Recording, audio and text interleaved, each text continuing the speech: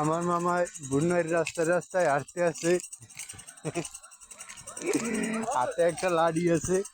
এই গুন্নর শহরে কোনো পুলিশ বা অন্য কিছুর ভয় নাই, ভয় মাত্র একটাই, সেটা হলো এই ঘূর্ণের কুকুর।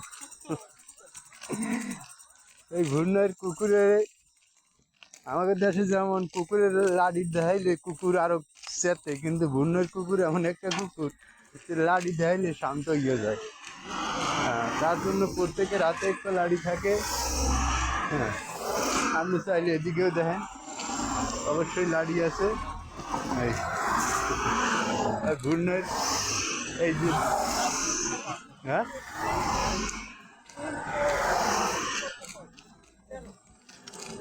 হ্যাঁ, এই ঘূর্ণায় আই আমরা মনে করতেছি যে আসলে একটা বাংলাদেশের মতো জেলায় আছি।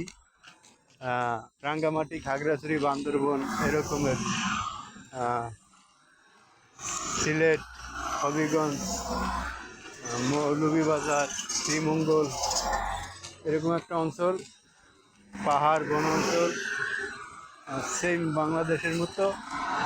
আপনারা ভুলনায় আসলে খুবই মজা বা আনন্দ পাবেন।